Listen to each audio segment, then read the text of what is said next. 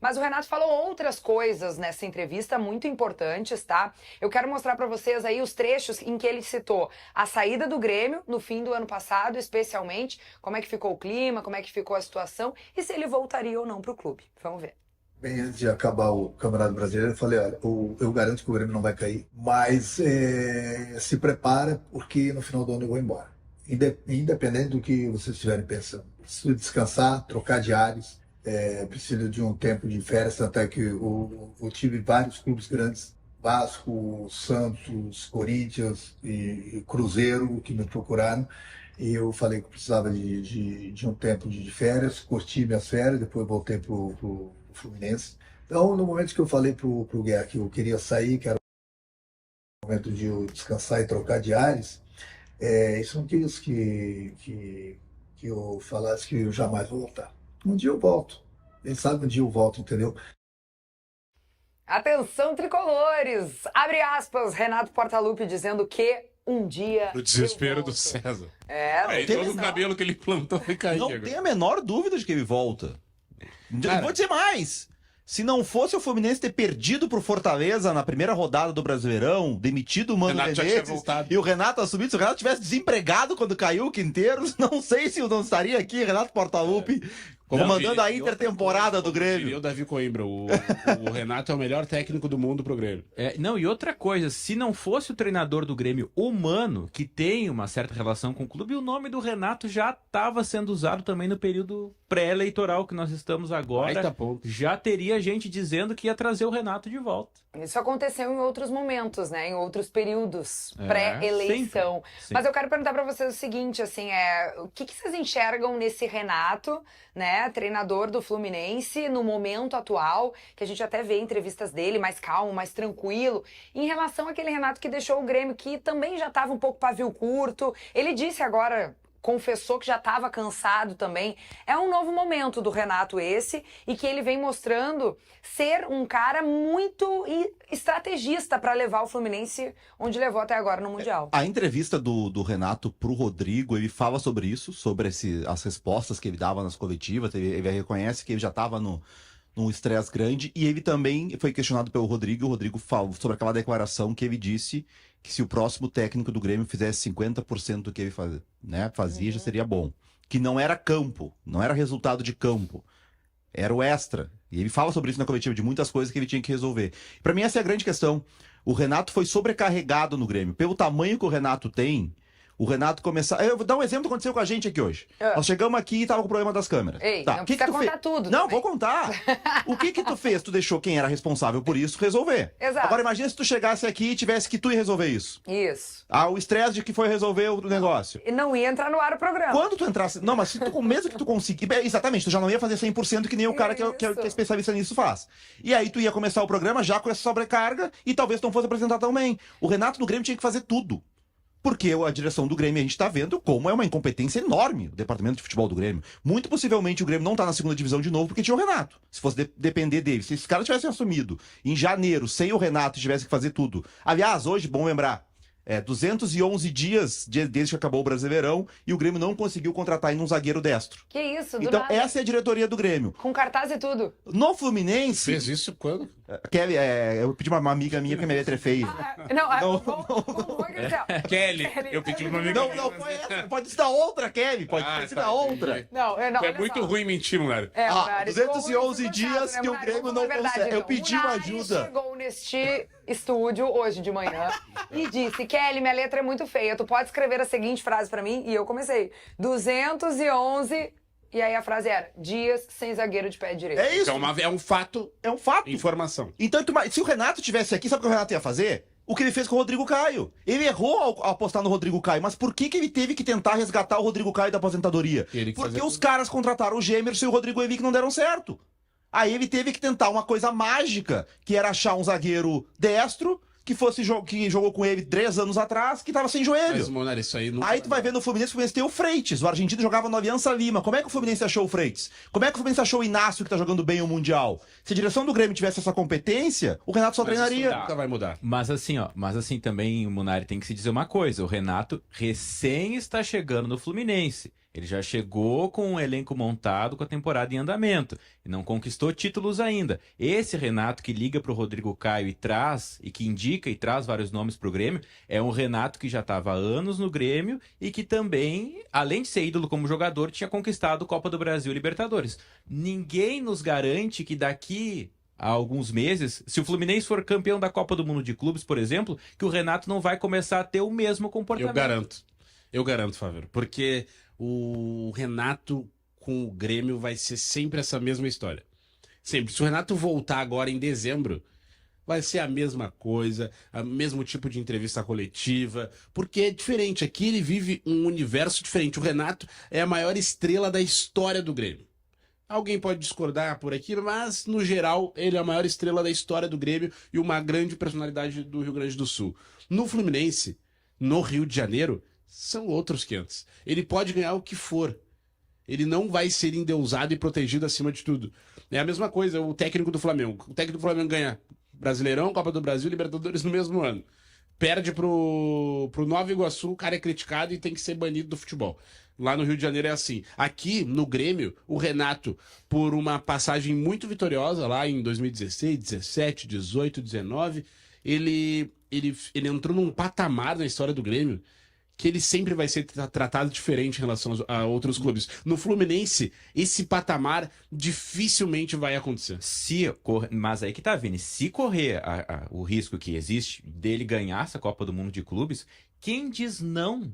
Quem diz não para um treinador, seja ele Renato ou quem for, para um técnico que acaba de te dar o maior título de clubes possível no momento? Qual é o dirigente que te diz não? Mas ele cresce individualmente, ele prova que ele não é o melhor técnico do mundo no Grêmio e que ele pode ser um bom técnico em outros clubes, mas comparado ao que acontece aqui no Rio Grande do Sul, que ele chega e só falta o CT mudar para o nome dele. Não tem esse cenário em outros clubes. A gente vê técnicos assim, vitoriosos.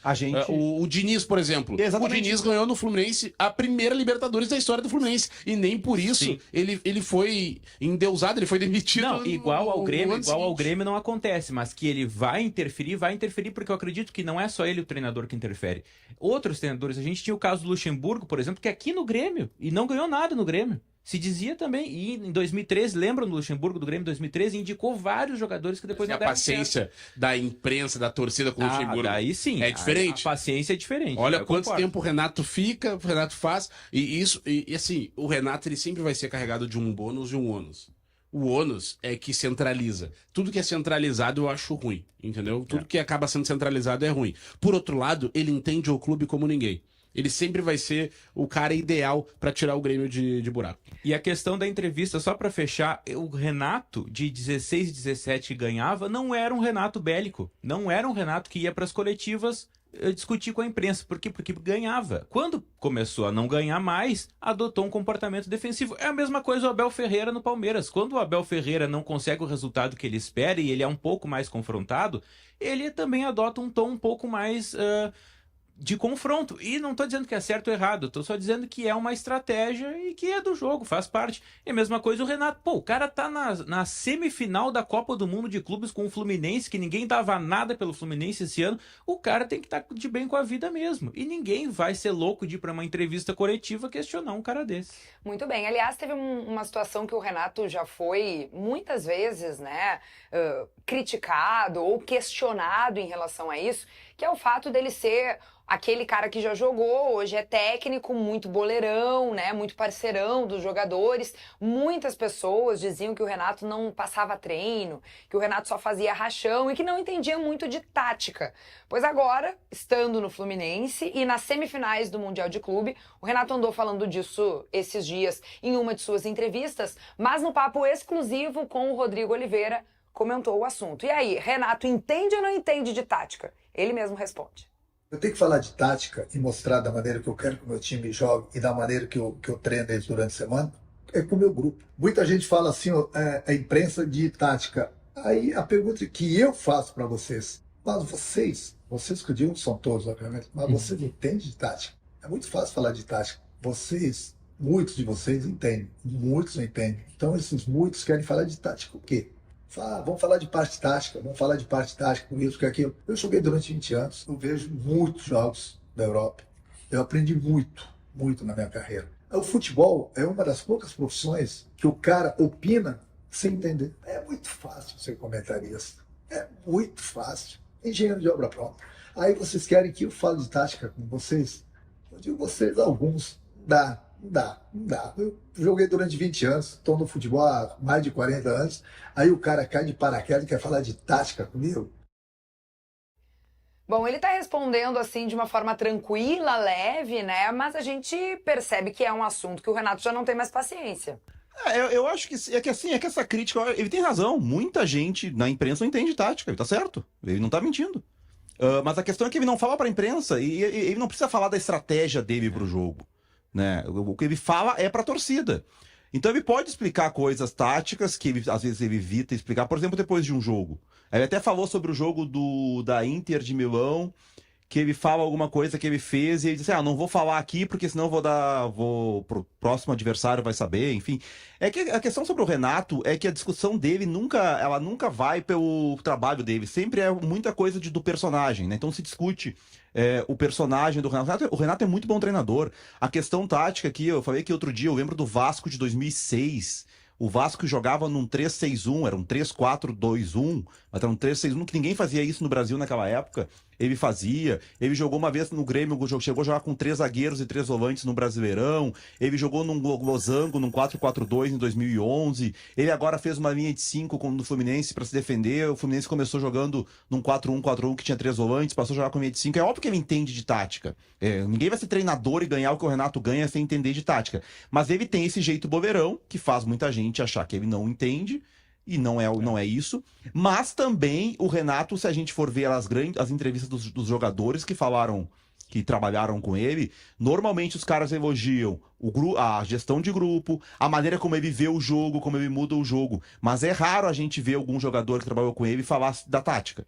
O melhor treinador que eu tive, a gente vê falar várias coisas. Onde é que entra o Renato? O Renato entra na gestão de grupo, o Renato entra no entendimento do jogador, o Renato entra até eu já ouvi o Felipe Luiz, acho que fala sobre isso. A maneira que ele consegue mexer no jogo, ler o jogo durante o que está acontecendo. Mas essa questão tática, a gente quase não vê. Então não é o ponto forte dele, mas é óbvio que ele entende. Olha o Vinícius Matos, minha gente. Se exibindo. Oi, estou em Ijuí fazendo uma carne de porco. Manda pro Brasil de... Sabe? Sei lá, a esperança é a última que morre. Helicóptero aí. Drone, manda por drone pra gente. Bom, o nosso próximo tema por aqui é o jogo treino do Inter contra o Brasil de Farroupilha. Terminou 3-1 para a equipe colorada e a gente fez uma tela aqui para compartilhar com vocês do primeiro time titular que o Roger Machado colocou em campo nesse teste aí. A escalação que iniciou a atividade é essa que aparece aqui na tela para quem nos acompanha em imagens. E eu queria falar sobre pontos importantes, como a volta do Rocher, como o Cleiton Sampaio ali na zaga, fazendo dupla com o Vitor Gabriel, porque o Vitão tá suspenso, né, desse retorno do Brasileirão nos 2 próximos jogos. Tem o Thiago Maia e o Bruno Henrique como dupla ali no meio-campo. O que vocês acharam dessa escalação? O que dá para esperar desse Inter que precisa se recuperar no Campeonato Brasileiro e conseguir classificações na Copa do Brasil e na Libertadores? Tem que botar o Vitão no time, o Bernabei.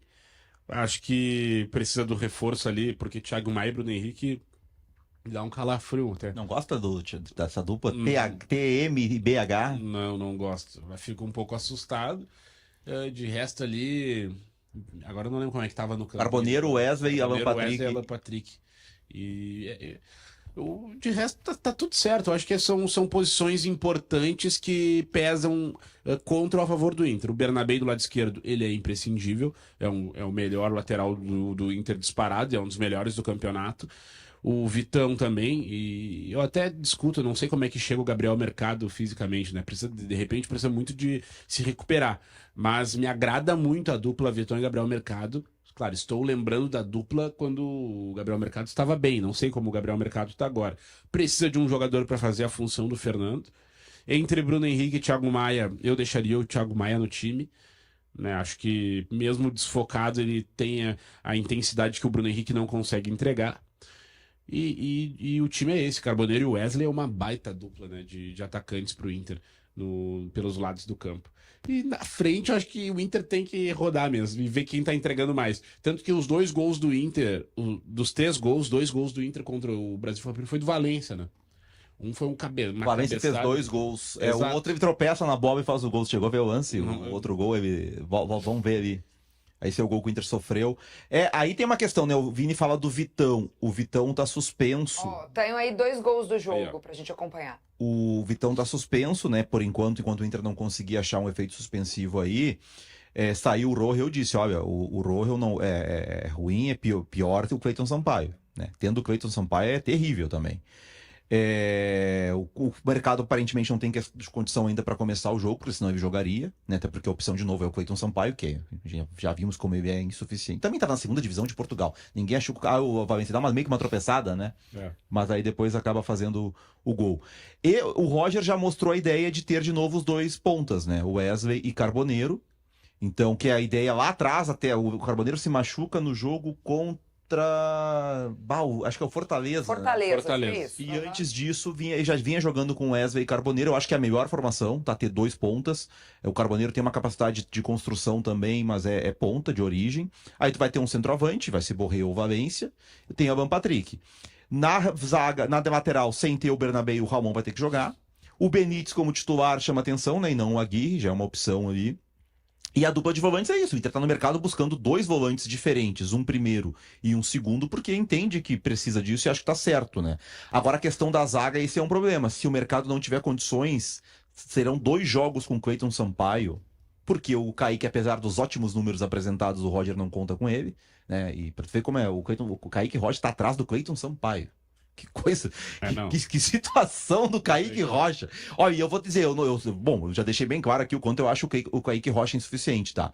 Mas eu não acho que o Kaique Rocha seja pior que o Cleiton Sampaio. O Cleiton Sampaio é um troço horroroso. Tu mandou aqui no chat um comentário, olha, ácido, eu diria, por baixo. Tem como a CBF arrumar uma punição pro Cleiton Sampaio? Pesado. Que barbaridade. Pesado, né? Pesado. É pesado. Mas assim, ó, o Inter tem que torcer. O Vini aqui do meu lado. Vini, torça. Hoje te perguntaram se tu era religioso quando tu chegou aqui. Reze, então. De religião falaram aqui. Pro mercado estar em condições de jogar. Não, o mercado em condições de jogo é titular desse time, facilmente. E a dupla Vitão e Mercado, ela eleva o nível da zaga do Inter. Mas a gente precisa dizer, né? O mercado ficou muito tempo fora.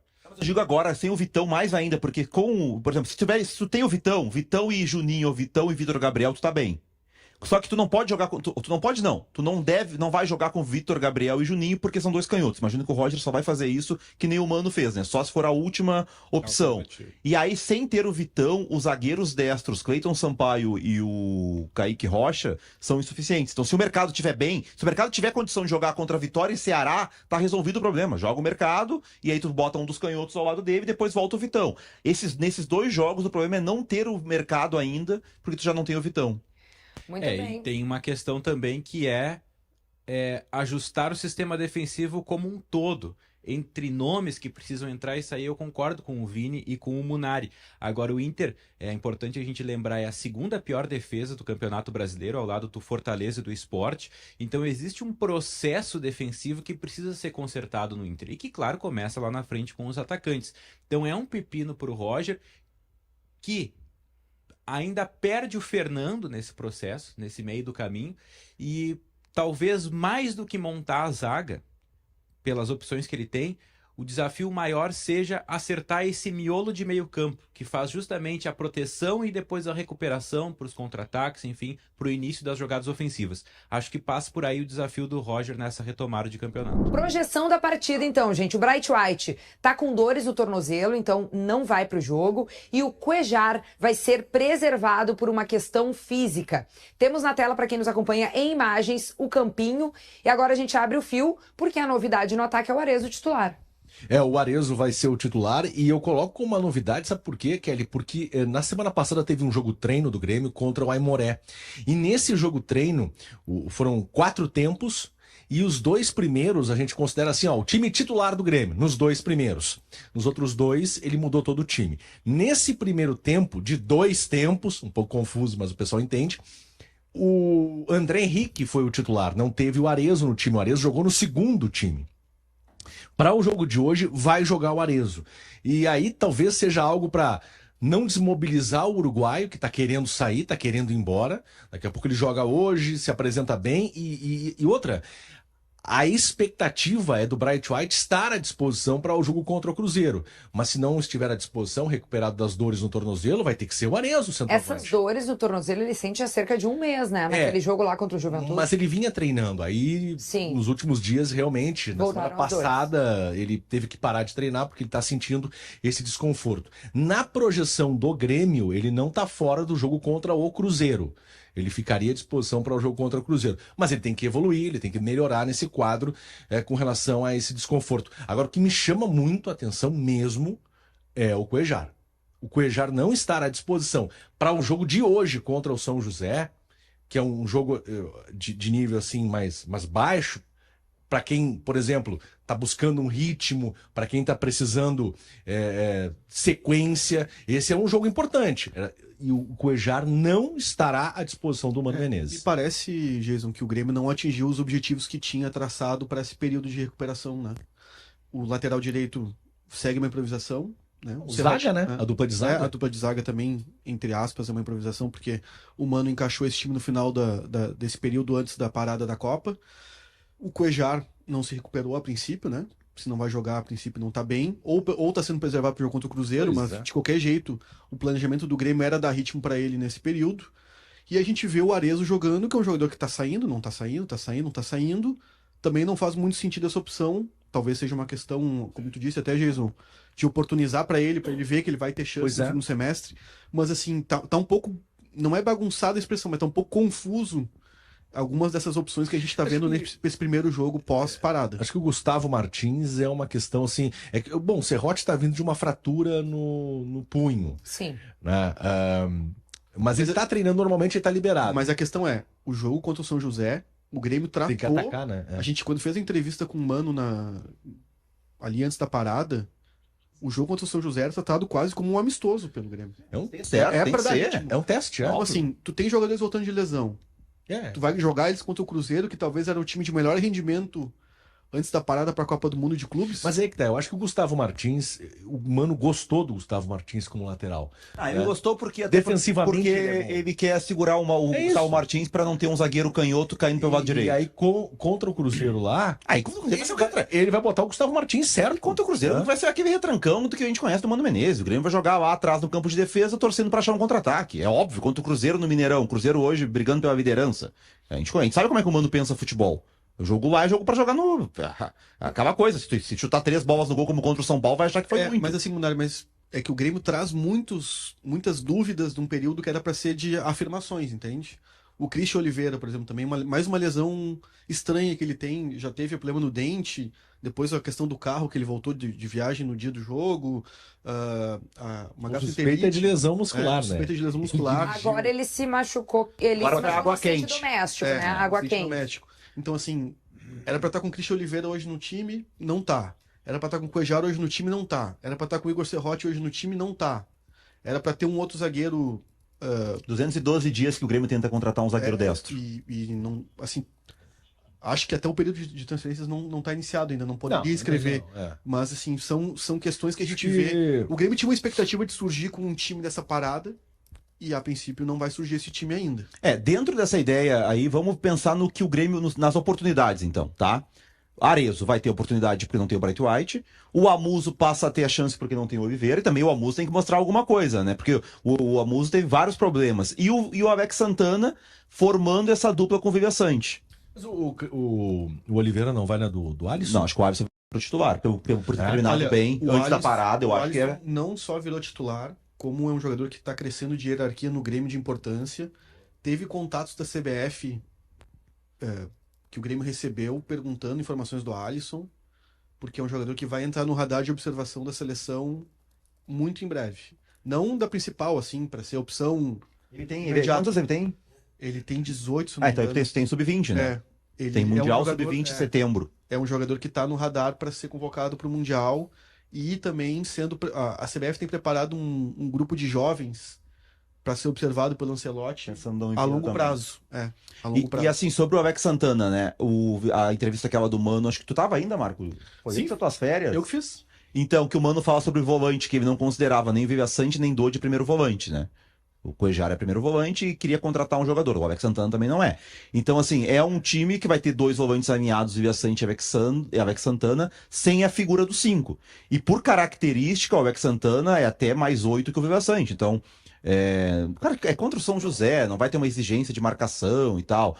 Mas o Dodge não pode jogar contra o Cruzeiro. Me parece que ele tá aí ensaiando o time pro jogo contra o Cruzeiro com o Villasanti e Alex Santana. Sem os 5. Mas eu digo, Munari, uma das questões que a gente ficou da entrevista com o Mano é que ele gostaria de fazer um meio de campo para jogos exatamente como esse que vai ser contra o Cruzeiro, tendo um primeiro volante, tendo o Villasanti à frente desse primeiro volante, junto do Alex Santana. Sem o Cristaldo. Sem um meia de origem, tendo esse meia partindo do lado. Só o importante lembrar que o Dodge tá suspenso contra o O Cruzeiro. Dodge tá suspenso, o Cuéllar essa incógnita pela questão física. O Ronald seria uma opção para ser esse primeiro. O Camilo tá descartado, né? Pelo que parece. Mas eu acho que o Ronald também, o Mano, acho que não entende ele como um primeiro volante mais fixo. Ele é um Villasanti também. Como o Mano falou, jogar com 2 médios, que seria hoje o Alex Santana e o Villasanti. Ó, uma coisa que a galera tá falando aqui, ó, a Gislaine Ferrão Matos, o Cuéllar veio para fazer parte do DM do Grêmio. Jogar está em último plano, na opinião aqui da nossa audiência. E o Daniel Severo, ele diz, com o Gustavo Martins, tinha que ser um 3-5-2. Reforça o setor da zaga e o meio-campo. Mas daqui a pouco esse movimento pode acontecer durante o jogo, né? Gustavo Martins, ele é zagueiro, então ele pode descer para formar esse trio com Kahneman e Wagner Leonardo e fazer essa formação com 3 zagueiros. Eu acho que durante o jogo a gente vai observar isso. O Mano, ele tá apostando num crescimento da equipe como um todo, num condicionamento geral do time melhor do que aquele que ele apresentou no primeiro semestre, após esse período de intertemporada, porque ele teve tempo para treinar. Então acho que agora, hoje contra o São José e domingo contra o Cruzeiro, é que domingo é um jogo muito difícil, né? Mas enfim, hoje, principalmente hoje, a gente vai poder ver talvez, Kelly, alguns raciocínios do Mano em prática, né? Envolvendo o que ele tem de material humano nesse momento. Então acho que vai ser, por isso que é importante o jogo, observar, o torcedor do Grêmio tem que ir à arena observar o time do Grêmio hoje para entender esses movimentos, que daqui a pouco serão repetidos para o jogo contra o Cruzeiro. Esse de 3 zagueiros, eu acho que durante o jogo vai acontecer de Kahneman, Wagner Leonardo e Gustavo Martins fecharem o setor para liberar o restante da equipe. Daqui a pouco ele joga sem aqueles 5, né? Daí Alex Santana e Villasanti, pensando justamente, de repente, nesse trio que ele tem de zagueiros escalados na equipe. Muito bem, vamos dar mais uma lida nos comentários da galera que tá mandando por aqui no nosso chat. A Lucimara Gregório tá achando que essa enquete dividiu o coração dela. Bom dia, sou gremista e não consegui votar na enquete. Coração dividido. Viu, Munari? Não é 100%. Não, mas o coração dividido já é o bastante. Não. Que dúvida. Olha só o tamanho Munari, do Renato Munari, Portaluppi. quando tu lançou a enquete, tu disse, pode abrir a enquete, os gremistas vão estar torcendo pro Renato. Terminou. Então não é Isso, 100% de Tá, certeza. mas só o fato da pessoa ter dúvida, olha como é grande. Tudo bem, mas não é certeza de que vai dar 100% tô torcendo pro Renato, né? Então já vimos que o coração tá dividido. Ó, nosso próximo tema por aqui é uma sensação do Vini Moura. Nosso representante colorado estava aqui ontem com a gente no Segue o Fio, mas a declaração dele foi no Sala de Redação. A gente até debateu a ideia ali do Roger Machado para esse retorno do Brasileirão, como é que ele vai usar os seus volantes. E a gente fez uma projeção de campinho com o Thiago Maia e Bruno Henrique lado a lado. Mas o Vini Moura falou que o Thiago Maia, ele que não vem muito bem nessa temporada, tá faltando uma coisinha pra ele? Vamos ver o quê? O registro que se faz, o reparo que se faz ao Thiago Maia recente é que ele desconcentrou do Inter, queria ir para o Santos do Neymar, não foi, voltou bancário. O cara que é titular hoje está jogando muito pouco, que é o Bruno Henrique, e nem assim o Thiago Maia retomou a posição. Agora, em princípio, deve fazer dobradinha com o Bruno. Thiago de primeiro. Sabe a sensação que eu tenho, Maurício, do Thiago Maia, assim, sendo bem claro, pra mim, nesse primeiro semestre, ele demonstrou uma falta de tesão incrível em estar jogando com o Inter. Mas eu vou te dar um crédito que não é do futebol. Mas e talvez agora ele seja precisa muito jogar. Tu chegou a ver nele em algum momento no Inter? Ano passado, Tá aí o Vini Moura dizendo então que tá faltando tesão pro Thiago Maia. Vocês concordam, gente? Acho que, acha que o Thiago Maia tá com tesão ou não tá? Não, eu acho que o Vini tem razão no que diz respeito a essa entrega, essa... Né, Que é? O Munari não consegue não ser quinta série, né, Munari? Eu tô curioso com a tua análise, gente. A palavra tesão deixou o Munari... Não dá. Não, mas eu acho que sim. Mas o Thiago Maia já falou, já deixou claro que a enchente mexeu muito com ele, mas isso faz um ano.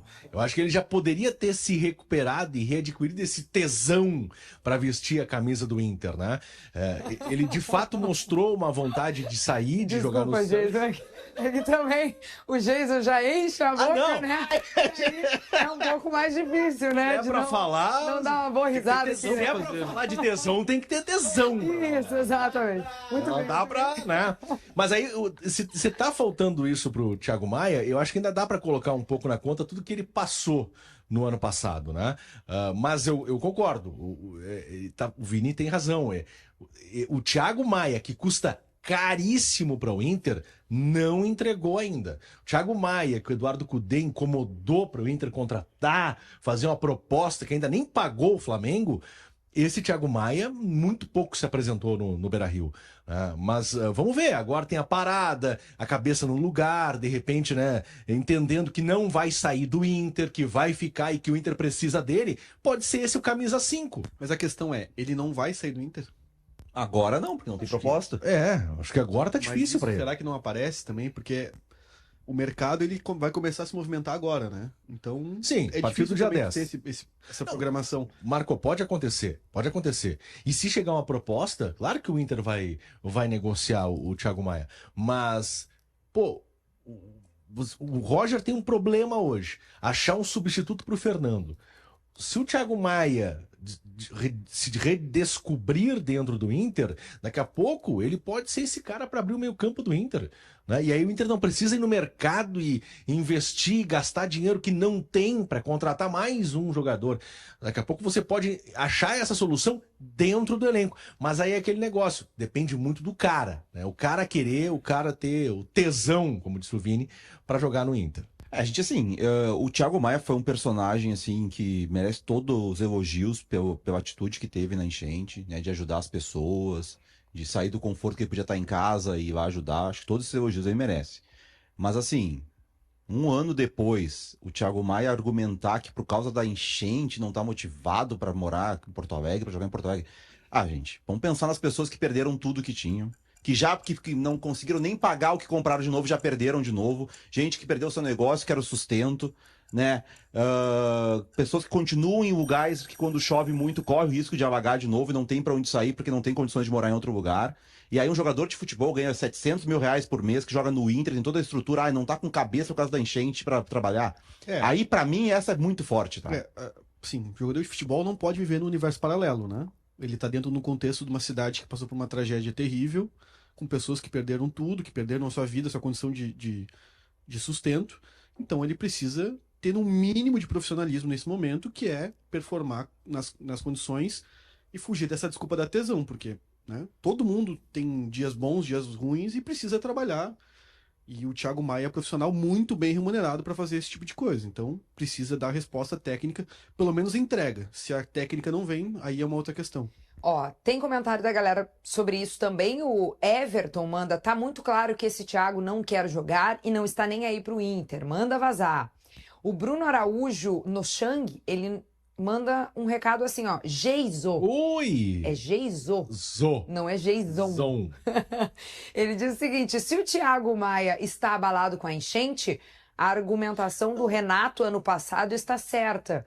Não sei se ele está se referindo ao Renato ter dito que o Grêmio sofreu muito com a enchente. Todo enfim. mundo sofreu, Sim, gente. né? Não dá para O Rio Grande do Sul descontextualizar. sofreu, né, com o que estava acontecendo. Mas eu acho que esse Thiago Maia hoje não é o reflexo. Não tem o reflexo direto da enchente do ano passado. O Thiago Maia, isso entra num contexto. O Thiago Maia, ele queria sair do Inter no início do ano. Ele queria ir pro Santos. Ele fez força para sair, ele foi liberado para viajar. E o negócio não saiu.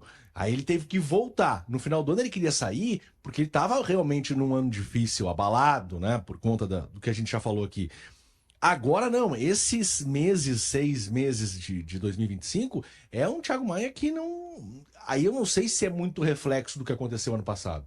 Eu acho que é o reflexo de um jogador que queria sair e teve frustrada a sua saída. Ele saiu, né? Ele parou de treinar com... Ele saiu, ele foi liberado. Ele foi Então, liberado. assim, é difícil fazer essa virada de chave, mas ele precisa ser profissional Ele é agora. profissional, né? exatamente. Tem que jogar. sentar, conversar. O Roger fez isso com o Vitão, por exemplo. O Vitão foi liberado para sair do Inter, para ir jogar no Betis da Espanha, ficou em São Paulo, ligaram pro Vitão e disseram: Vitão, caiu o negócio, volta para Porto Alegre. Chegou em Porto Alegre, o Roger deixou ele no banco, conversou. Claro, deixou no banco um jogo só, dois, porque tinha que jogar o Roger. Aí ele conversou O Inter com o não Vitão. perdeu naqueles jogos, hein? Nem sofreu Eu gol. não lembro, mas é isso aí. E aí ele recuperou o Vitão e botou pra jogar. Eu acho que o Thiago Maia tem que, dentro dele, buscar essa força, essa vontade pra servir ao Inter. Ele ganha muito dinheiro e ele precisa entregar dentro de campo para o Inter e pode ser a solução para o meio-campo do Inter, aquele Thiago Maia que a gente já viu jogar lá no Flamengo. Bora, gente, então falar de Grêmio e São José e, primeiramente, uma análise desse jogo, passando também um pouquinho pelo time, pela escalação, que teve algumas alterações em relação àquilo que a gente viu, né? O Kahneman estava gripado, foi poupado, e o Vila Sante também não foi levado para esse jogo. O que vocês acharam desse Grêmio diante do São José?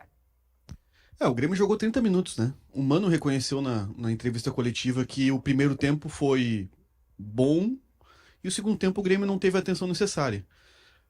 De positivo, ontem eu enxergo um pouco mais de dinâmica em algumas questões que o Mano tinha trazido já que seriam importantes para esse período de pré-temporada e intertemporada aqui. Intertemporada, né? Não pré-temporada, mas enfim. Vi algumas dinâmicas que o Mano trabalhou, que ele citou que trabalhou na questão da construção, mas ainda... Para um adversário tão frágil quanto se mostrou o São José, o Grêmio deveria ter feito mais ontem. Até teve um pênalti defendido, né? O Fábio fez outras boas defesas, mas para um adversário que tem, na teoria, no papel, pelo menos, um time tão mais forte do que o São José, o Grêmio poderia ter feito mais ontem, mas jogou só por 30 minutos e de grande destaque mesmo a atuação do Alisson Edward, né? Eu acho que o Mano também deixou claro na sua entrevista coletiva depois que o surgimento do Alisson tira uma daquelas prioridades que o Grêmio tinha na sua lista de desejos para esse período de contratações, que era um jogador que poderia fazer o lado do campo e também atuar por dentro. Acho que o Alisson tem cumprido esse papel bem e vai ser provavelmente a grande surpresa positiva que o Grêmio espera para esse segundo semestre do Brasileirão e Copa Sul-Americana.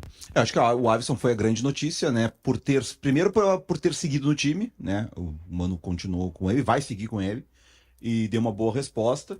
O outro, o Alex Santana, né, escalado como volante, que é a função dele, né? Afinal, que bom, né?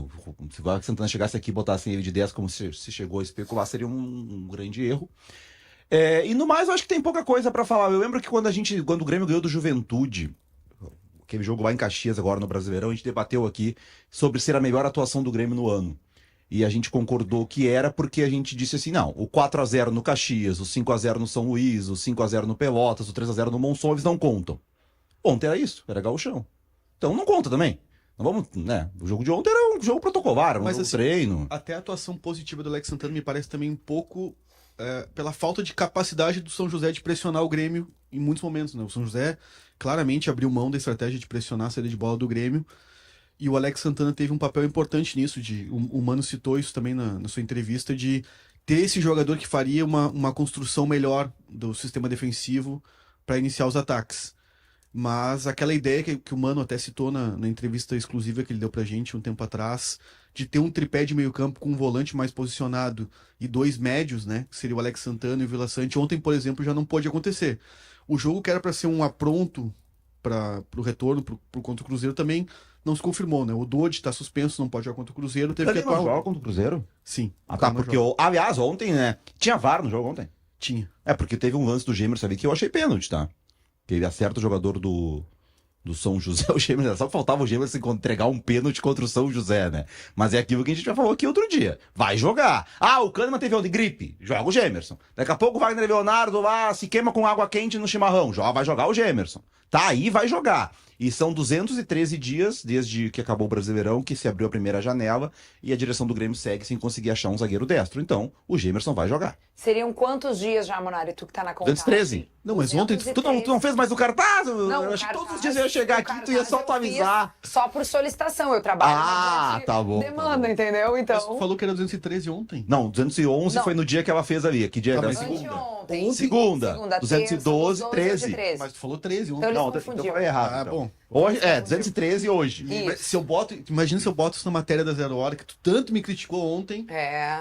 E aí eu Tu Qual faz. foi a manchete, Marco? Só pra gente saber se ela teve alinhamento com a expectativa do Munari ou não. É assim, 213 dias sem zagueiro, o Grêmio vence São José.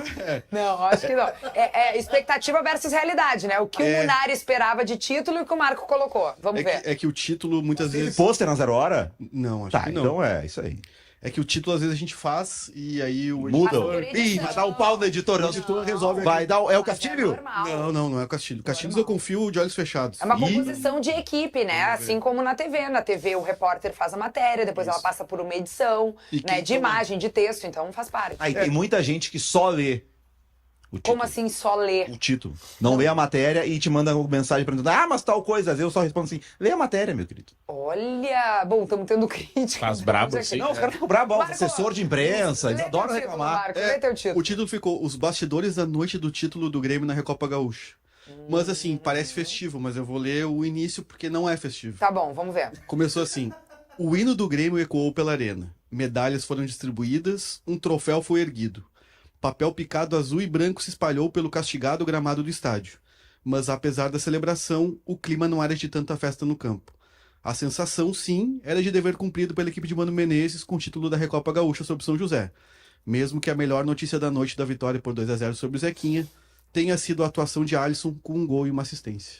Nossa, poesia pura, gente. É, mas aí o Munari me critica depois. Não, Munari, não é justo, hein? Ficou festivo, Não, Munari? acho que foi bom. Bom, o Marco. Comedido. O Marco tomou uma chinelada na coletiva ontem. Sabe que ontem. Bom, mano. Ah, é? Não, chamou o mano de senhor. O mano, senhor não. Ah, Chama de Mister. você. Chama de Mister. Chama de mister na próxima. Mister Brother. Boa noite, mister. Boa noite, Mister. Muito bom. O que tu achou do Grêmio ontem, então, Vini? Não, sabe que. Viu o jogo Não, ou tu liguei. acompanhou o Gordovel? Não, depois do jogo eu liguei na Gaúcha pra ver as informações do trânsito na Guete. Mas não. Tava tudo tranquilo por lá, nem a PTC foi. Eu acho que o Grêmio fez o papel dele. Né? O Marco pontuou ali. Era o dever cumprido que o time tinha que cumprir. Era o dever que o time tinha que cumprir. Mas é difícil fazer uma avaliação em cima de um adversário tão fraco, né? Na comparação como é o São José. A gente vai começar a poder entender o que esse Grêmio pode fazer a partir do início do Campeonato Brasileiro. É aquilo, tinha esse jogo, tinha essa data, valia uma taça aí simbólica da Recopa Gaúcha, foi lá, venceu, tá tudo certo, melhor isso do que perder, né? Ou um jogo arrastado sem ganhar. E é uma vitória com asterisco, não consigo ver de outra forma. Não tem. O que eu vou falar? O Grêmio venceu o São José por 2-0. Não é nada demais, né? Nada, muito bem, mas nada diferente sobre o Vamos São. focar então ali num fator específico que foi a atuação do Alisson ontem. Ele fez um gol muito Golaço, bonito, golaço. um lançamento bom demais do Dodi pra ele, um domínio, um chute chapado e depois um passe pro gol do Amuso. Então é um cara que se destacou nessa partida e eu quero saber de vocês o quanto ele ainda pode ser uma esperança pro Grêmio nessa temporada, principalmente marcando gols, aparecendo ali com protagonismo na equipe. É que assim, ele tem uma característica que o Mano tava procurando, que é esse jogador que consegue transitar sair do lado e aparecer pela faixa central de campo pra atacar como um segundo atacante, ou às vezes ser um meia. E o Mano tava procurando isso. Ontem ele não precisou tanto desse papel. Ele pode ser mais um atacante mais puro, assim, quase um ponta. Tanto que a jogada do segundo gol, ele rouba a bola na intermediária defensiva e arranca, ali, a gente vai ver agora o lance, ele recupera a bola, e assim, também os jogadores do São José não ofereceram uma resistência tão grande assim, Sim. mas, né, foi uma arrancada pra ele chegar no final. Pesadinho, meu camisa 4 ali, ó. Viu, meu zagueiro, rapaz? O zagueiro camisa 4 aí comeu o quê? Será que ele foi naquela sopa de capelete que o Gordovel deu a receita na jornada antes do não tava com jogo? tanta força assim. Mas o que eu acho que vale destacar, assim, depois de um período de treinos, né? O jogador ter a explosão muscular para fazer toda a jogada, dar o drible, completar bem o lance, que é o que é mais difícil, né?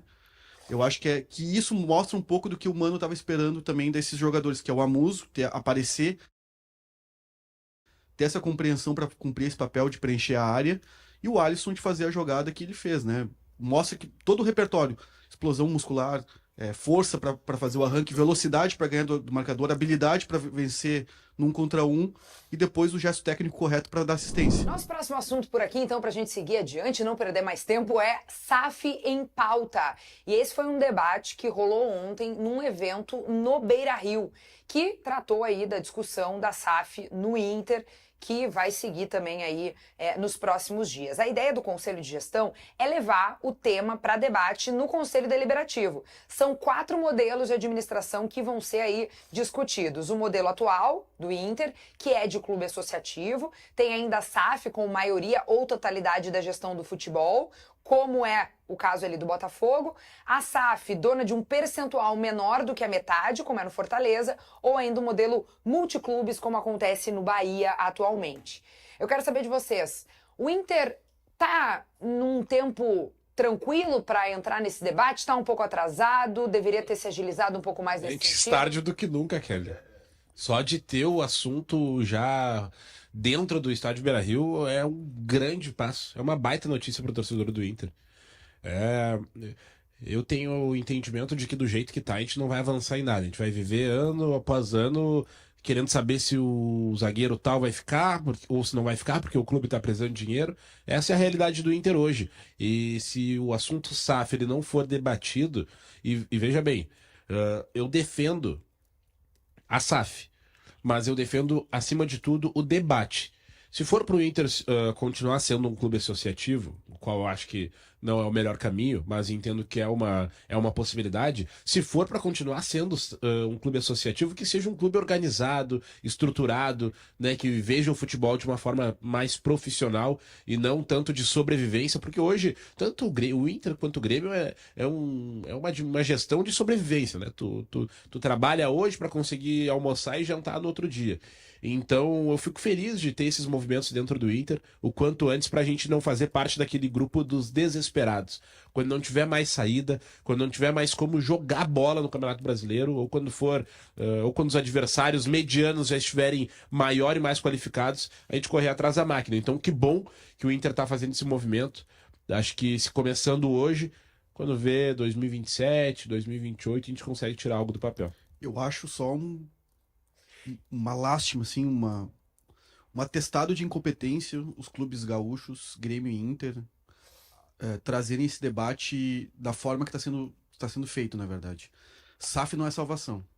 SAF é modelo de gestão. O Inter se tem na sua história e usa isso de forma com ações de marketing, como identificação do seu torcedor, que é o clube do povo. E agora vai vir um bilionário comprar 70% das ações, 30% das ações. É um atestado de incompetência que os clubes O não... bilionário vai botar dinheiro, vai montar um time pra ganhar? Não, mas não tem que ter um bilionário para botar dinheiro, tem que ter gestão, tem que ter organização. O Flamengo se organizou com as suas forças, o Palmeiras se organizou com mecenas, tem 200 exemplos. Mas Entende? qual é a diferença do bilionário comprar o clube ou de vir o cara, um mecenas, e botar o dinheiro? A diferença é que o clube não pode ter dono. O clube é do povo. Mas o a gente clube vai é do seu depender de uma sócio, do seu doação torcedor. de um cara bilionário Não, mas é que não pode resolve dar dinheiro pro Não pode clube. depender. O gestor de Grêmio, Inter, Palmeiras, Flamengo, São Paulo, ele tem que ter a coragem de fazer a gestão necessária, cortando custo se for, fazendo um time fraco se for, sofrendo até a última rodada se for para não cair, do que apelar para uma solução mágica que é pedir arrego para bilionário. Não, eu Não concordo pode. contigo, só que isso não vai acontecer. Eu odeio É esse utópico. modelo. Eu odeio esse modelo que está entrando no Brasil. Tu é um crítico contumaz, Munari, de a gente tentar adotar coisas de fora que não são da nossa cultura, né? A gente vê a Nesse Comebol caso é tentando matar a diferente. Libertadores. Clube de futebol no Brasil não tem dono. Clube de futebol no Brasil é do torcedor.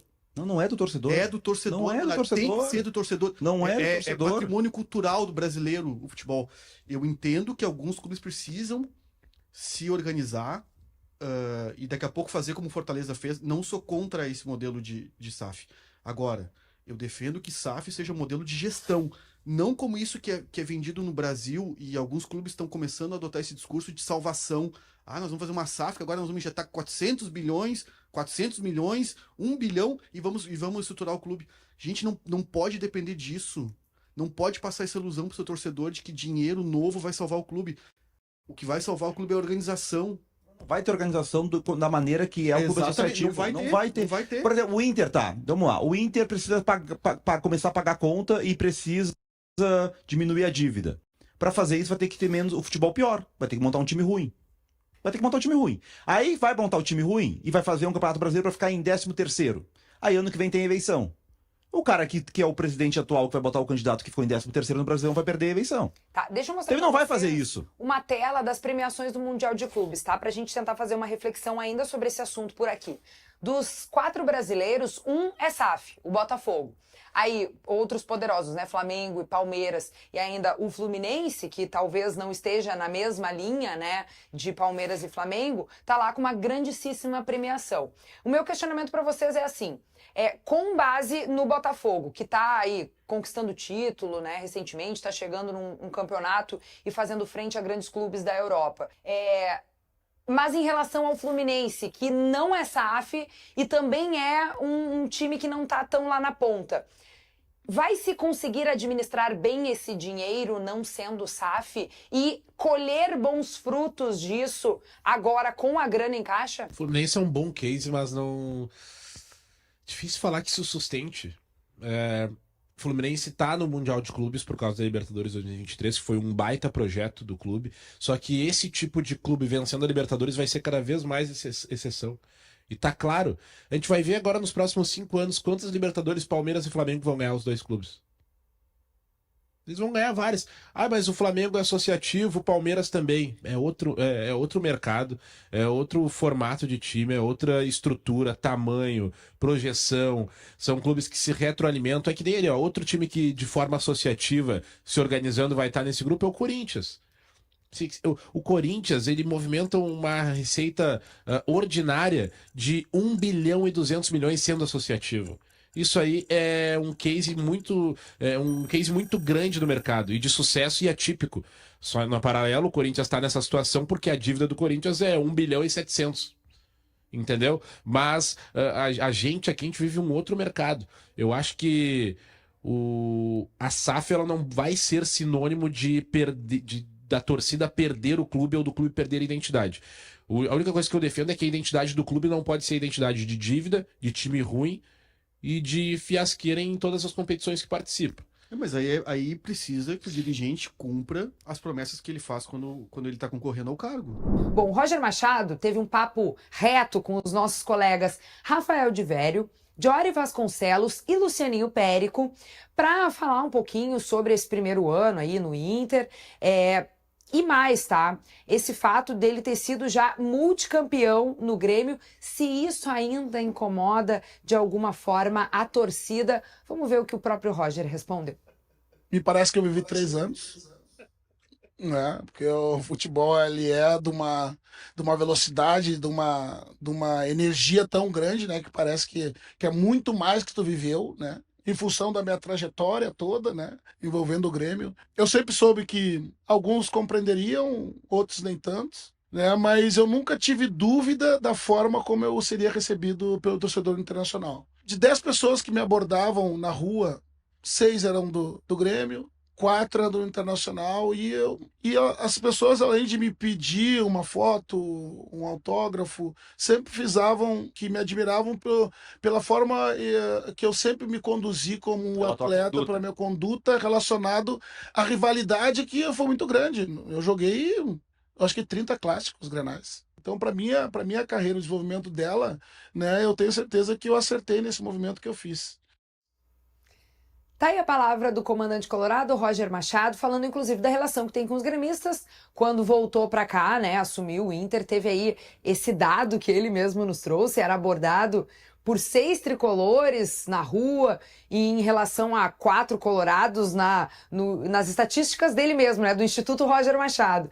Mas é legal também, porque isso comprova aí um respeito ainda da torcida tricolor. A gente teve episódios lamentáveis, né, na calçada da fama do Grêmio, mas me parece que tem muito mais respeito do que o contrário, Keck. Não, eu concordo totalmente. Eu tenho muito respeito pelo Roger, imagino também que ele tenha muito respeito pelo Grêmio. Achei muito legal a estatística dele, né? De cada 10 torcedores, 6 do Grêmio, 4 do Inter. Eu acho que ele erra um pouquinho nessa estatística, que seria, eu acho que 7-3, daí seria mais, de fato, verídico, né? Mas acho legal, o Roger, ele tem meu respeito, ele tá, né? Não gostei, obviamente, de ter ido pro Inter. Pra mim, ele é um ídolo do Grêmio. Claro, nunca deveria ter acontecido tudo que aconteceu nos pés da calçada da fama e tudo mais, mas, cara, eu acho que nunca mais volta pra cá, tá? Depois de ter da passagem dali, eu acho que não volta mais por um bom tempo. E, assim, hoje o Roger, pra mim, ele é um adversário, eu vou secar ele até não poder mais, até sair do Inter, depois a gente vê o que acontece, porque na nossa relação ela foi bastante desgastada, mas eu gostei, Roger. Gostei de 10, 6 gremistas, 4 colorados, eu acho que a margem de erro tá um pouquinho errada só, mas tá tudo bem, gostei. Ô, Munari, me diz uma coisa, por que o Roger diz que tem a sensação de que viveu praticamente 3 anos em um, que é o tempo que ele tá por aqui? No Inter, né? Acho que o pior é que tem intensidade do trabalho, né? Se joga bastante no futebol brasileiro, né?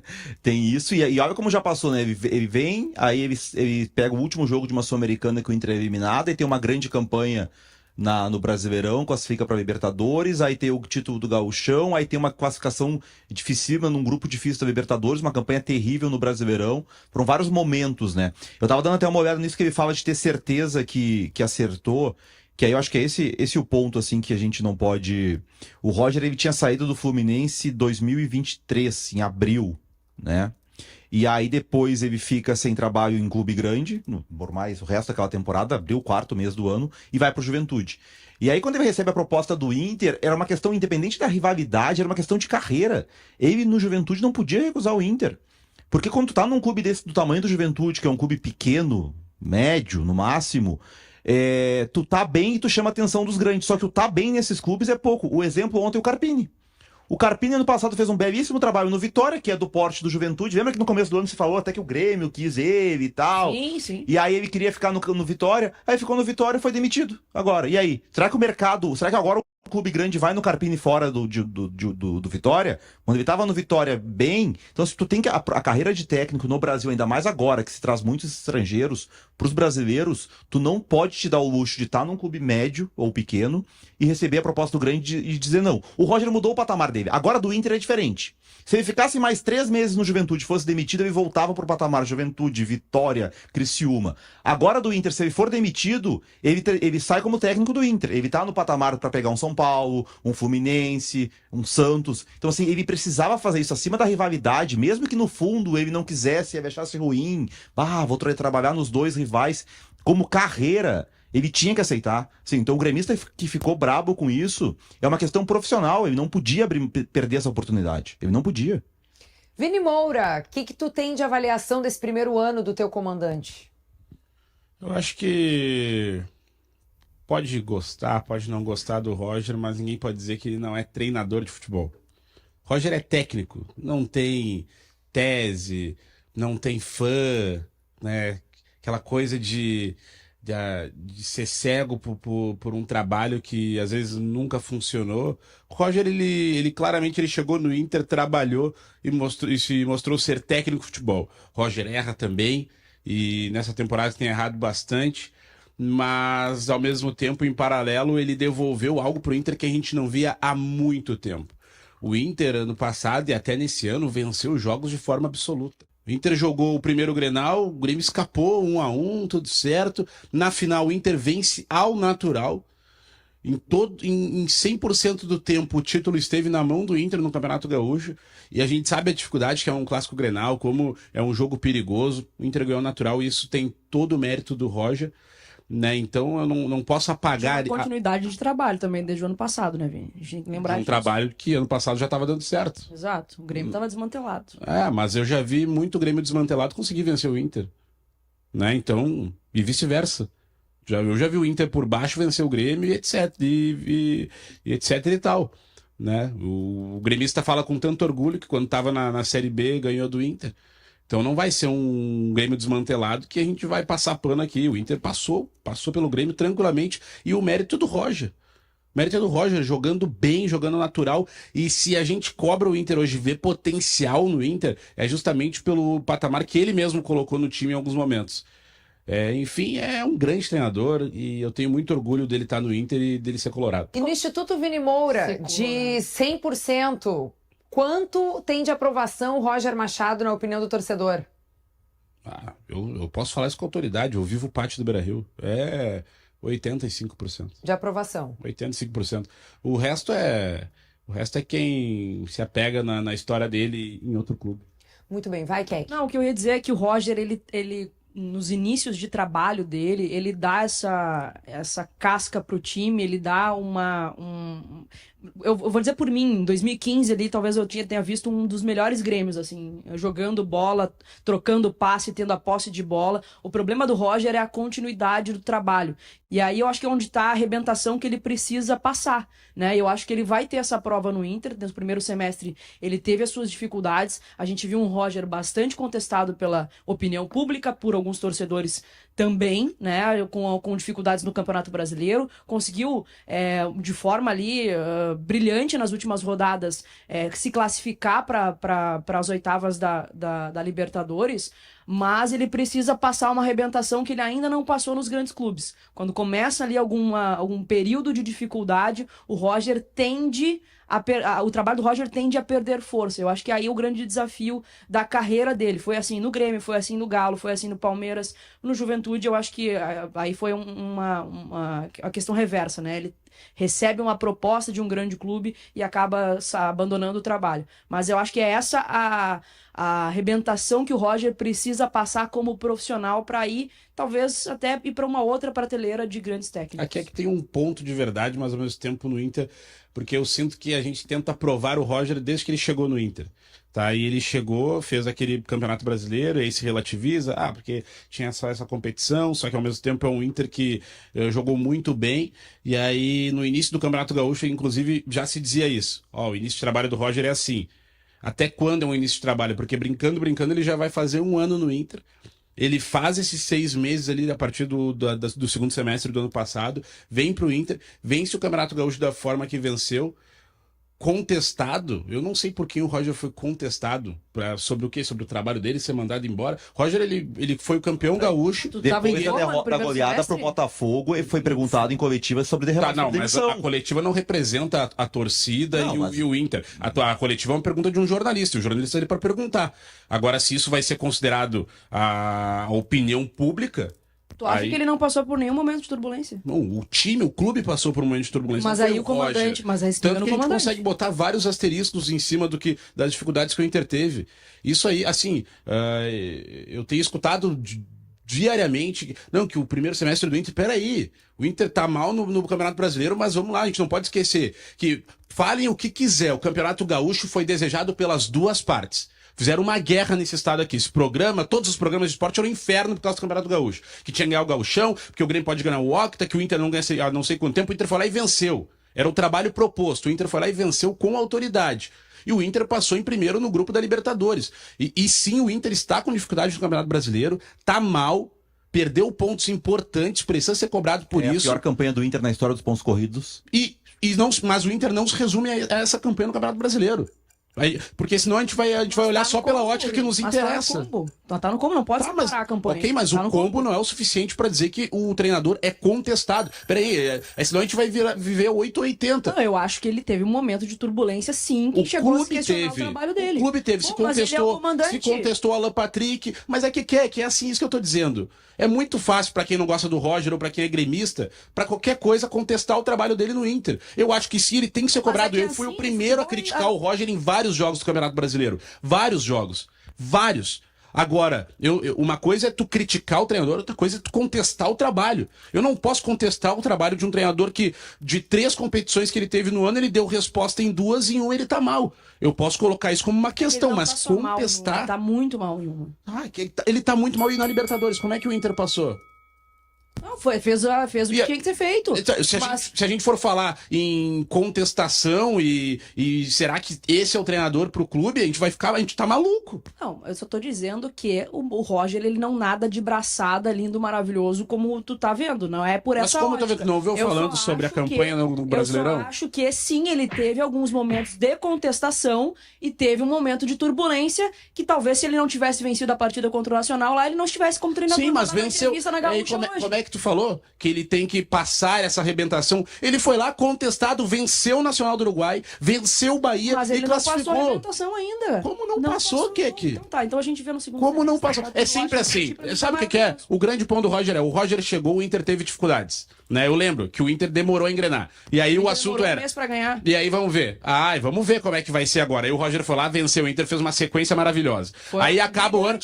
Vamos ver agora como é que é o Gauchão, porque o Inter não ganha nunca. Não chegava a 3 finais. O Inter não ganha nunca o Gauchão. Chegou o Gauchão, pá. Nem vi o Grêmio. O Grêmio jogou o Gauchão, não vi. Aí chegou. Aí Libertadores, grupo da morte, não sei o que. Agora eu quero ver. O Inter tropeçou contra o Nacional em casa, o jogo foi 3-3. Ih, agora já era, não sei o que. Pá, venceu. Fora, venceu o Bahia, que todo mundo tá falando, que todo mundo tá falando do Bahia, foi lá e venceu, passou em primeiro. Aí agora é isso. Aí, sabe o que é? Esse é o problema da leitura de quem não gosta do Roger ou de quem tá magoari que o Roger tá no Inter.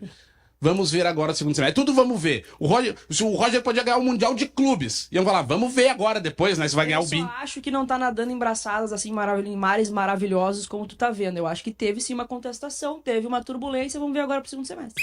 Ei, vamos acabar com esse fight que estão tendo aqui logo cedo no Segue o Fio, porque já estourou o tempo. O Samuel Menegas disse o seguinte, Kelly, segue o fio, tá necessitando aí de um plano de saúde.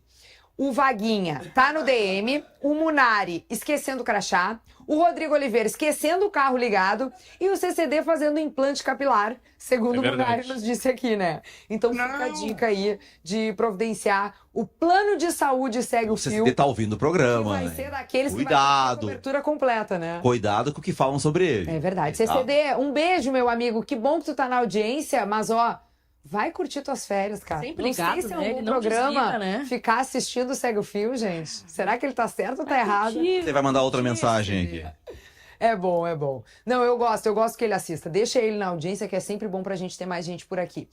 Tá, Vini, vamos ver. O que tu saiu, voltou? O que é? Tu pegou um papel? Eu tô Não, desenhando é que assim, aqui, agora falando sério sobre esse debate, é que o Vini e eu, a gente tem conceitos diferentes de insistir com o treinador. Tá bom. O Vini entende que ter resistido a uma ou outra crise significa que o Barcelos segura treinador. Mas não. Eu acho que não. Eu acho que o Barcelos, no meu conceito, segurar treinador é segurar o cara a temporada.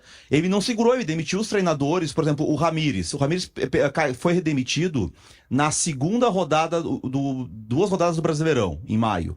O Medina foi demitido na primeira rodada do Brasileirão. Também abril ou maio. Então, são demissões cedo.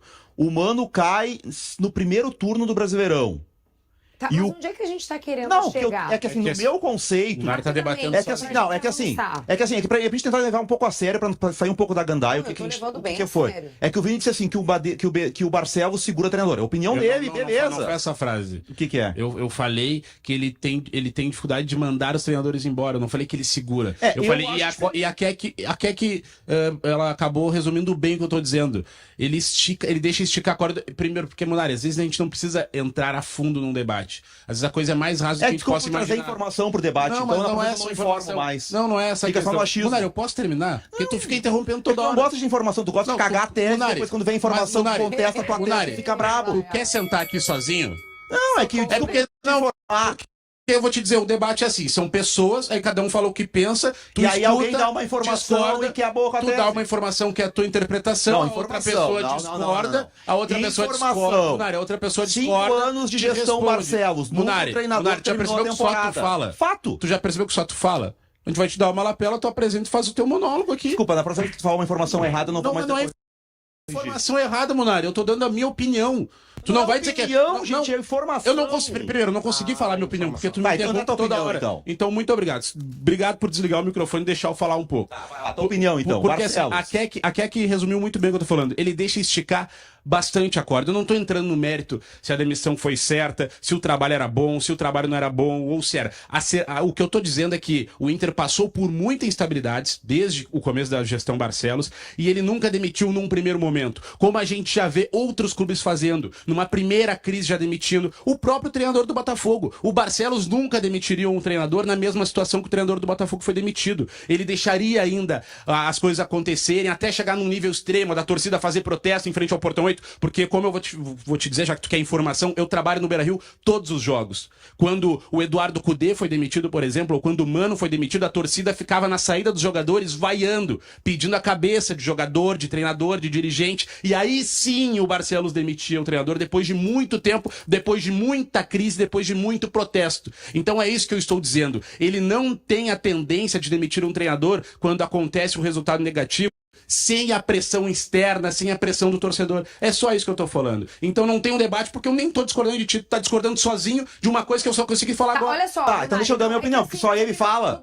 Não é só ele que fala, tu tá falando há bastante tempo. Tá bom, Mas tudo então bem, tá, então a opinião do Vini é essa, não é beleza. a opinião do Vini essa, Munari, é que tu tem que ser um pouquinho mais objetivo, é isso que eu vou te pedir. Vamos lá, objetivamente. O meu fato é, se o Inter tiver eliminado das Copas e tiver mal no Brasileirão, acho que o Barcelos vai demitir, porque o Barcelos, como dirigente, não me passa a segurança de segurar treinador, porque é o 5º ano de gestão e nos 4 anos anteriores ele demitiu o treinador no meio da temporada. Esse tipo de dirigente não me passa a confiança de que vai segurar. O que segura o Roger são resultados. A não ser que o Barcelos me desminta. Até agora, repito, maio, abril, o Ramires e o Medina foi em maio, por ali, abril, e o Mano e o Cudê em julho. Se o Roger chegar a agosto como treinador do Inter, no 5º ano da gestão Barcelos, vai ser o primeiro treinador a chegar a agosto como treinador do Inter, começando uma temporada. Na minha forma de ver futebol, isso não é dar estabilidade para trabalho.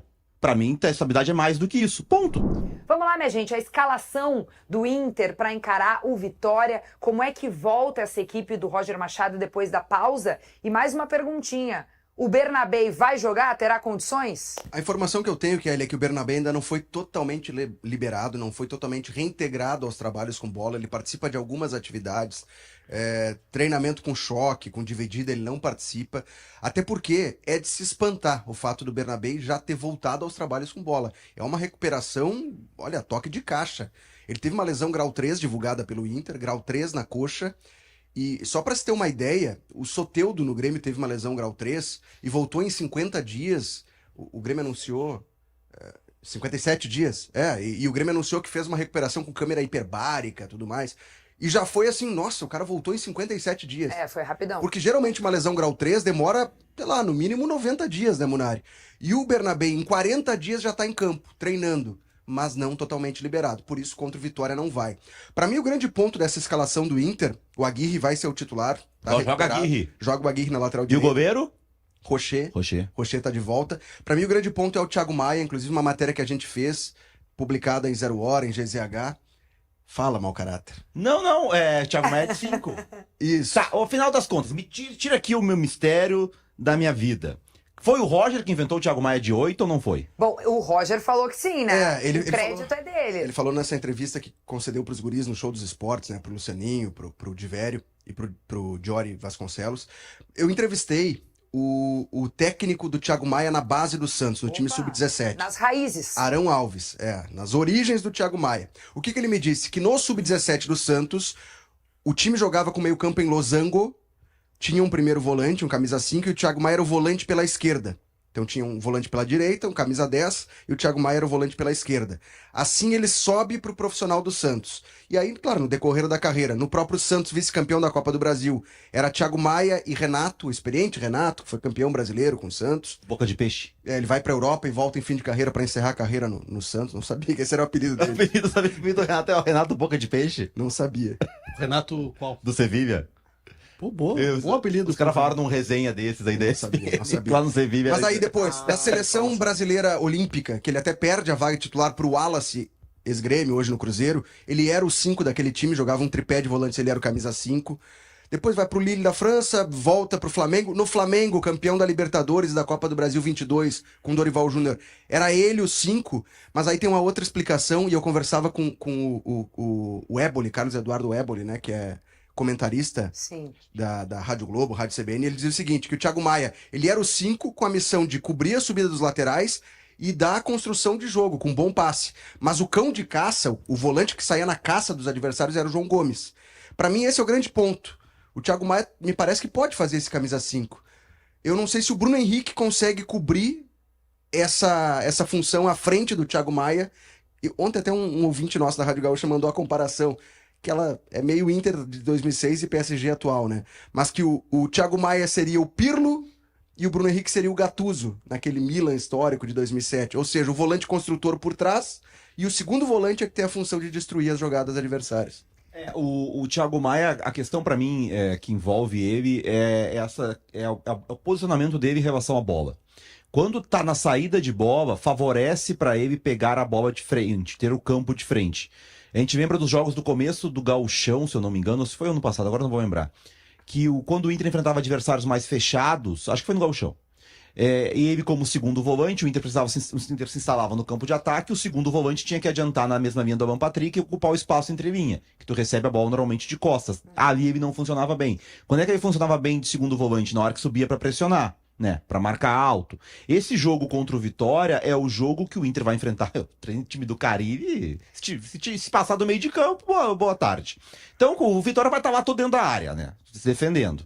E aí o Inter vai ter que colocar muitos jogadores perto ali, que é a função que o Thiago Maia não faz bem quando ele é o 8. O Bruno Henrique faz bem essa função de segundo, chegando na mesma linha do Alan Patrick. O Inter com a bola contra o Vitória vai ter o Carboneiro e o Wesley muitas vezes se aproximando do Borré por dentro, o Aguirre e o Ramon passando para fazer uma linha de 5. E aí vai ter os dois zagueiros, o Thiago Maia e o Bruno Henrique numa outra linha com o Alan Patrick, né? Então, assim, esse espaço que tem que ocupar na entrelinha, o Thiago Maia, quando é o segundo volante, ele não vai bem, vai favorecer para ele pegar essa bola de frente. Ah, bom, mas daí depois o Inter vai ao Maracanã pegar o Flamengo. Aí vai exigir mais marcação. Aí pode ser que ele sofra jogando primeiro. Tanto que o Roger diz o seguinte, que para esse jogo contra o Vitória, que não tem o Fernando lesionado, e não vai ter tão logo, né? E não vai ter o Ronaldo que tá suspenso, para este jogo, o Thiago Maia é o 5. E então, talvez Ceará depois. Contra o Ceará, sim. Mas aí Santos na Vila, aí acho que volta o Ronaldo. Uma coisa que me chama a atenção nessa fala do Munari é que o Roger confessa na entrevista pros guris que o Thiago Maia, que também concorda que o Roger o inventou como 8, ele se sente um pouco mais produtivo nessa posição, me pareceu, Felipe Duarte, enquanto tu me entrega um mate aqui, muito gentilmente. Ele diz que ele tem um pouco mais de produtividade como 8 em algum momento daquela entrevista, pelo menos o Roger confessa isso. Isso é porque o Thiago Maia muitas vezes chegava na frente, o Roger brinca, né, que o próprio Thiago Maia disse o seguinte, olha, tu me liberou pra chegar na frente, eu comecei a fazer gol, meu passe cresceu e eu gostei. Exato. Ou seja, gostou de chegar na frente e fazer gol. É uma função diferente ao que o Thiago Maia faz como profissional, mas na base ele já fazia isso. Então, na verdade, é uma volta às origens dele como profissional. No início no Santos como profissional, no Flamengo multicampeão, ali o Thiago Maia foi o camisa 5, mas como disse o Munari, era uma outra proposta de jogo, onde o Flamengo era o propositor e o time adversário é que se fechava. E eu sei que já bateu o tema ali, mas só pra questão do Thiago Maia, pra mim o Thiago Maia, mais a questão dele é mental, dele tá realmente focado e tal, em jogar bem aqui, do que bola. Porque o Thiago Maia bem... como primeiro volante me preocupa menos que o Bruno Henrique como segundo. Eu acho que o Inter, se o Thiago Maia conseguir jogar, o Thiago Maia de primeiro, ele vai entregar mais do que o que entrega como segundo, e o Bruno Henrique como segundo, que eu acho que é um problema. O Bruno Henrique não tem conseguido jogar bem, o primeiro semestre dele não foi bom, e eu acho que essa é uma contratação que o Inter tem que fazer, o Inter tem que trazer esse segundo volante. Muito bem, gente, comentários que estão chegando por aqui da nossa audiência. Antes de ler qualquer coisa que pudesse estar relacionada ao assunto, eu quero dizer que nada passa despercebido por quem assiste ao Segue o Fio. Então, temos um comentário por aqui do Eduardo Santelena, que diz o seguinte, o Marco tá com a camisa do Renato do jogo contra o Chelsea. A mesma camisa, aí em imagens vocês acompanham. Ele usou um quadriculado também, meio azul com branco, assim, né? Tem detalhes em vermelho na minha camisa. Tem detalhes em Ué? só Mas o do Renato deve ter na também. pequena costura da marca ali tem um vermelhinho. Não, mas o quadriculado é azul e branco, basicamente. Eu não né? entendo muito de tem um moda. vermelho, ó. Ô, Munari, por favor, não tem um vermelhinho aqui, ó? Não tem. Aqui, um Mensagem subliminar. Aqui, ó. Tem um vermelhinho, não tem? Não tem. Tá. Eu não entendo muito de moda, Kevin. Mas que tá parecida, tá, né? Não parece, Munari. O Marco também não, mas talvez o Felipe e tu entendam. O visual, assim, camisa de botão e tal, igual e boné, aceitável? Desse do Renato? Não. Pode usar assim no Tanto final de semana, não tem problema, problema? Acho que Tu não tirando... gosta do boné? É, acho que o boné talvez seja o ponto... Boné Mas era um desfile de moda. esportivo, né? Mas era um Tá desfile bom? de Não, moda. entendo, ou era uma tô partida de perguntando pra quem futebol? entende. Tá, mas era um desfile de moda ou uma partida de futebol? Não, Tava calor, tava com sol, ele botou Eu já teria botado uma bermuda. Tu Eu- lembra eu- do Sapinto que andava de calção no Vasco, o Não, eu treinador? entendo essa português? questão, porque recentemente tivemos um técnico de smoking, né? Raul Garcia, buenos dias, saludos desde Uruguai. Que notícias tienen de la novela de Arezzo? De la película, Aí é creo com yo. o Marcos Souza, que é o Temos, roteirista. porque esse é o nosso próximo assunto. Inclusive, a gente já vai abrir o fio e o Marco vai desenrolar o que está acontecendo com o Arezzo. É mais uma novela no Grêmio? Sai ou não sai? Fica ou não fica? Em que pé estamos? Então, rasgou o vestido. Ah, meu Deus. Agora, ontem, eu e o Bruno Flores, a gente fez uma matéria ontem que o Arezzo reforçou ao Grêmio o desejo de ser negociado. E o Grêmio disse, então tá, nós vamos te dar uma resposta hoje. E passou toda a noite, passou todo o dia de quinta-feira, e ontem à noite o Grêmio enviou uma comunicação formal ao Peñarol e disse, não vamos liberar o Arezzo, se vocês quiserem, paguem tal valor em tais condições e não tem mais conversa. E se vocês voltarem a citar publicamente manifestações via o presidente do clube, nós vamos levar o caso à FIFA. O Grêmio já notificou o presidente do Peñarol por conta das entrevistas dadas por ele, vamos dizer assim, estimulando que o Arezzo crie uma condição de saída do Grêmio, e agora a conversa acabou. O Grêmio disse, se vocês quiserem, é esse o preço, acabou, não tem negociação. O preço é esse, querem, não querem, paguem ou parem de incomodar. E agora o Arezzo vai ter que aguardar se o Peñarol vai fazer a compra. Pela informação que eu apurei, o Grêmio comprou ano passado o Arezzo por 3 milhões de euros. O Grêmio pagou 50% dos direitos, pegou 50% dos direitos econômicos, comprando esse percentual que ele tinha no clube espanhol, se eu não me engano, Granada? Granada. E ele tinha uma parte dos direitos ainda vinculada ao River Plate do Uruguai, que o Grêmio colocou em contrato. Caso tivesse o atingimento de algumas metas, o Grêmio compraria mais esse percentual. Então o Grêmio agora colocou a bola nas mãos do Peñarol. Se vocês querem um jogador, falam o tempo todo dele, os jogadores que querem, beleza, paguem. Pois é, mas teve uma luz alta aí pro Peñarol por estar insistindo aí nessas entrevistas e colocando o Arezzo no ar lá no Uruguai, essas conversas que acabam saindo, vazando na imprensa, e às vezes são declarações na própria imprensa. Isso incomodou um pouco a direção gremista? Bastante. Por isso o Grêmio já formalizou essa reclamação ao presidente do Peñarol e disse que se seguir assim, o caso vai ser levado à FIFA porque é assédio, configura assédio o Peñarol estar com o seu representante oficial fazendo manifestações sobre um jogador que tem contrato com outro clube, né? Colocando esse jogador numa condição de que ele se manifeste, que ele busque se desvincular do clube com o qual ele tem contrato. E a situação, pelo que eu também ouvi, não deve ser tão fácil assim para o Peñarol pagar, porque o Grêmio também não vai fazer uma condição de pagar em 200 mil vezes um parcelamento infinito. Ou o Peñarol vai pagar agora, ou a novela acaba. Então a gente vai ter os capítulos finais se desenhando nos próximos dias. A proposta apresentada pelo Peñarol era de empréstimo, né, de 6 meses, com um passe fixado ao final desse prazo. Então o Peñarol não teria dinheiro para comprar, para fechar o Arezzo agora. Assim, acho que o Grêmio tá na dele, né? Tá na parte dele de dizer, olha, ele só sai por venda, já que eu investi, eu quero que invistam nele. A gente fez um esforço, que vocês façam também. Mas ao mesmo tempo, eu entendo o comportamento do Arezzo, sinceramente, eu entendo. O cara quer jogar, ele é jovem, ele tá vendo uma perspectiva de seleção uruguaia, né? Tem uma revolução, um rejuvenescimento da seleção uruguaia pelas mãos do Bielsa, ele tá vendo uma oportunidade para isso. E a gente aqui, do lado de Grêmio e de Inter, exalta tanto quando um jogador que tá fora faz força para vir, é o que o Arezzo tá fazendo. O Douglas Costa, quando veio pro Grêmio, fez força para sair de lá. O Tyson, quando veio pro Inter, fez força para sair de lá. A gente exalta tantas vezes isso, né? Sim. Não é nada diferente do que o Arezzo está fazendo agora. O Kiki Oliveira veio pro Grêmio fazendo força para deixar o clube nos Estados Unidos. E aí, ele é mau profissional?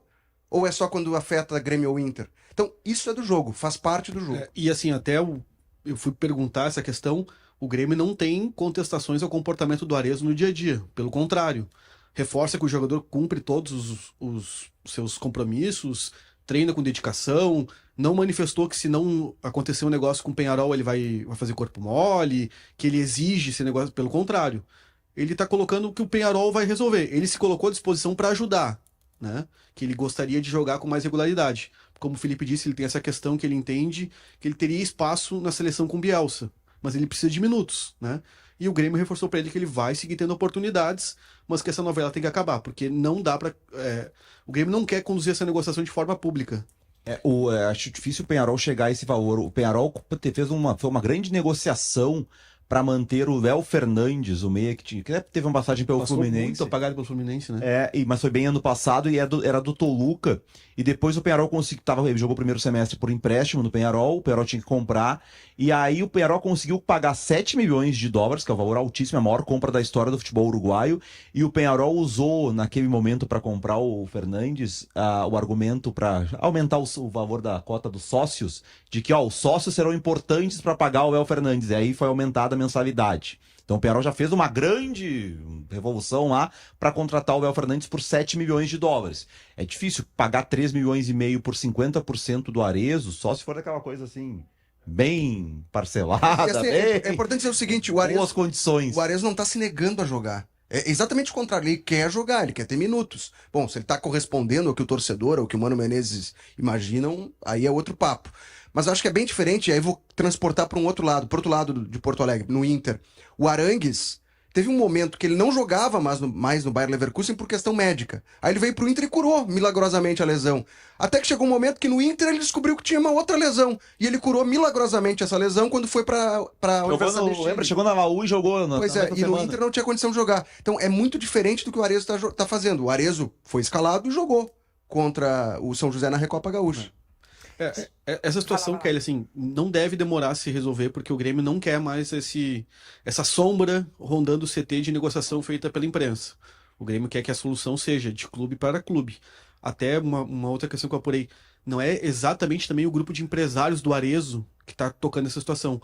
É um outro intermediário que trouxe essa situação do Peñarol, e o Grêmio diz, beleza, o jogador te indicou como representante, nós vamos te tratar como representante para essa situação. Mas não vai avançar se continuar assim. Ou o Peñarol formaliza uma proposta de compra dentro do que foi estabelecido por nós, ou não vai ter negociação mais. É o ultimato que estamos dando para a situação do Arezzo. Leonardo da Rosa, aqui na audiência do Segue o Fio, diz: Arezzo é um bom jogador e interessante para o grupo, mas, ao que parece, pelas informações, ele pensa que é o novo Cavani ou o novo Suárez. Vocês acham que é por aí ou o pessoal também está exagerando? É que eu acho que passa por isso, né? Que não tem um novo Cavani nem um novo Suárez no Uruguai. Tem uma posição, tem espaço no grupo. É o Darwin Nunes hoje, o centroavante.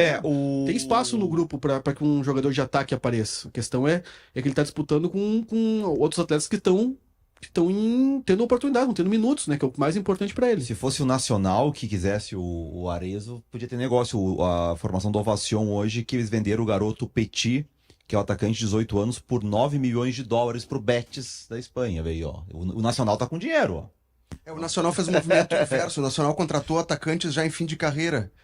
O Nico Lopes não tá exatamente em fim de carreira, mas o Eduardo Vargas, ex-Grêmio, sim, que não aprovou e se não saiu do Nacional, vai sair em breve. Aí o Gonçalo Carneiro tá lá, que jogou no São Paulo, errou o pênalti agora no Clássico. O futebol uruguaio não costuma contratar tanto. Eu acho que a situação do Arezzo, conversado, eu acho que se resolve de qualquer das duas formas bem. Eu não achava tão ruim o negócio de vir pro empréstimo, porque ele pode se valorizar no Peñarol, onde ele vai ser titular, provavelmente vai fazer gols. Mas igual o Grêmio precisa ter um segundo centroavante, né? Porque o Bright White não vai jogar todas as partidas.